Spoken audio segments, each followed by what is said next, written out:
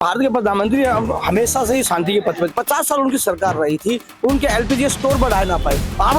आबादी बढ़ती गई, कोई स्टोरेज का फार्मूला नहीं बदला। तो प्रधानमंत्री जी तो चाहते हैं, हम देश की जनता भी चाहते हैं कि ये युद्ध विराम हो। जैसे कि आप सब जानते हो कि यूएई का जो एम्बेसी है, उन्होंने ये एक प्रेस रिलीज किया है जहां पर उन्होंने कहा है कि अगर भारत चाहे, अगर नरेंद्र मोदी जो हमारे प्रधानमंत्री, अगर वो चाहे एक कॉल में युद्ध जो है ईरान, इजराइल और यूएसए के बीच में जो है वो रुका सकते हैं वो युद्ध। तो चलिए जनता से बात करते हैं कि क्या वो सहमति देते हैं, कि क्या वो हाँ मानते हैं कि प्रधानमंत्री जो हमारे हैं युद्ध को रोक सकते हैं। तो सर, यूएई के एम्बेसी का जो है वो अध्यक्ष, उन्होंने कहा है कि प्रधानमंत्री युद्ध रुका सकते हैं मिडिल ईस्ट में।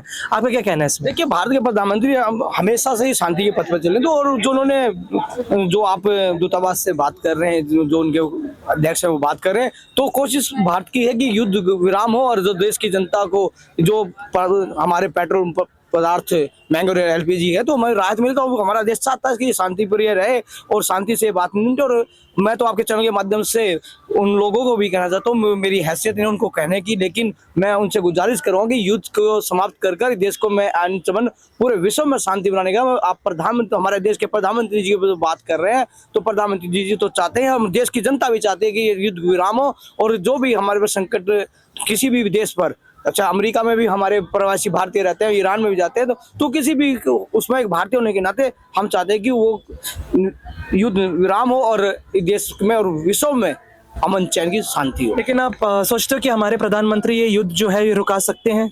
देखिए, हमारे देश जो उनकी सोच, हम 140 करोड़ के जनता के प्रतिनिधि हैं, अपील की भी है और करनी भी चाहिए कि वो शांति, जब कुछ लगता है तो वो करेंगे और करनी भी चाहिए कि विश्व में शांति हो, विश्व की ख्याति हो। तो भारत के तिरंगे की आन बान शान की बात हो। माननीय प्रधानमंत्री को अपील करने में कोई वो नहीं है, कि उनको तो शर्म भी नहीं है कि हम अपने भारतीयों के लिए वो हमेशा खड़े हैं। तो भारतीय के प्रधानमंत्री होने के नाते वो अपील कर सकते हैं, गुजारिश कर सकते हैं, तो उसमें कोई ताज्जुब की बात नहीं और सर, जो विपक्ष कह रहा है कि ईरान के साथ हाथ जोड़ना चाहिए था, इजराइल के साथ नहीं हाथ जोड़ना चाहिए था, इजराइल तो हमारा दोस्त बोल रहे हैं, लेकिन इजराइल ने कभी हमको ये एक हिंट भी नहीं दिया, एक क्लू भी नहीं दिया कि हम ईरान के ऊपर आक्रमण करने वाले हैं। अगर इजराइल हमको ये बता देता तो हम तेल, हमारा जो गैस है, एलपीजी गैस है, इसको सब हम सुरक्षित में रख देते।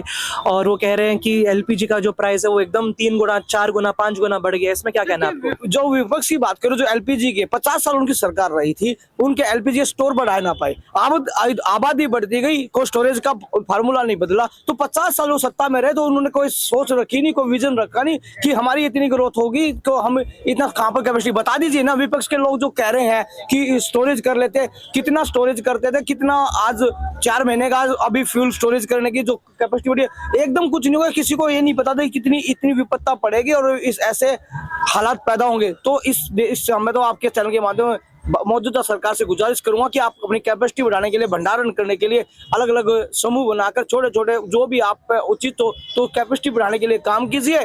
विपक्ष का काम है जो कहने का, उससे हम सीख लेके काम करेंगे। Thank you. जैसे कि आपने सुना कि ये कह रहे हैं कि इनका ये भी कहना है कि भारत की जो सरकार है, नरेंद्र मोदी जो है हमारे प्रधानमंत्री, वो ये सक्षम, वो पावर रखते हैं कि वो युद्ध को शायद से रुका सकते हैं। जैसे कि हमने देखा कि रशिया और यूक्रेन के बीच भी युद्ध हमारे प्रधानमंत्री ने 2 दिन के लिए हॉल्ट में लेके आ गए थे।